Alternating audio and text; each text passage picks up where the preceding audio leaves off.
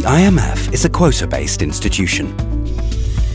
Each member country is assigned a quota based broadly on its relative economic position in the world economy.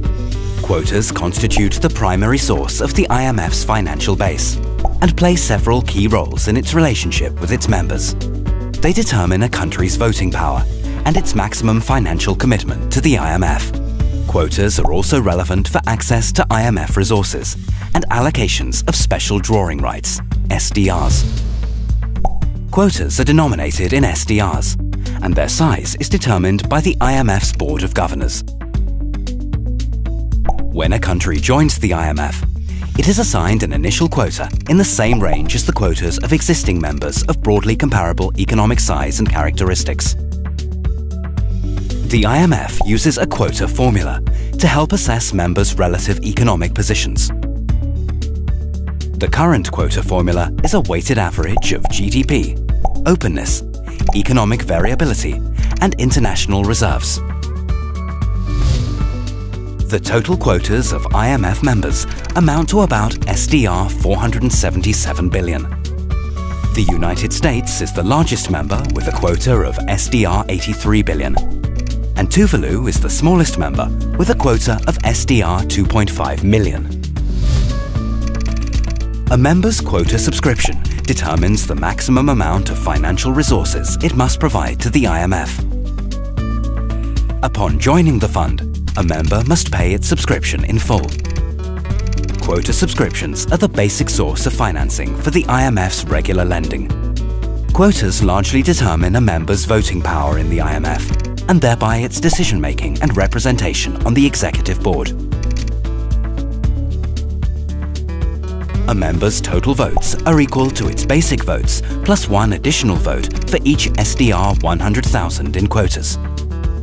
All members are assigned an equal number of basic votes to help strengthen the relative voting power of members with small quotas. The financial assistance a member may obtain from the IMF is also generally based on its quota. For example, under standby arrangements, a member can borrow up to 145% of its quota annually and 435% cumulatively under normal access. These limits may be exceeded in exceptional circumstances. Finally, quotas also determine the share of a member's SDRs in general allocations. The IMF conducts general reviews of quotas at least every 5 years. The main issues addressed in general quota reviews are the size of the overall increase in quotas and the distribution of the increase among the members. General reviews do not always result in quota increases. Quotas can also be adjusted on an ad hoc basis outside of a general review. The most impactful and far-reaching review thus far has been the 14th General Review of Quotas, which was completed by the Board of Governors on December 15, 2010.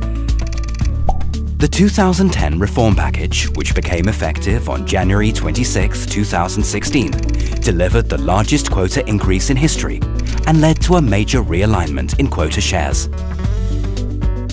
Quotas were doubled from about SDR 238 billion to about SDR 477 billion. More than 6% of quota shares were shifted to dynamic emerging market and developing countries. As a result, China became the third largest member country in the IMF. 3 other emerging market economies, Brazil, India and Russia, are now also among the 10 largest members of the IMF. This was all achieved while protecting the quota and voting shares of the poorest member countries. Looking ahead, the IMF's Executive Board has adopted a work programme for the next General Review of Quotas, the 15th review. The aim is to conclude the review by the 2019 spring meetings, and no later than the 2019 annual meetings.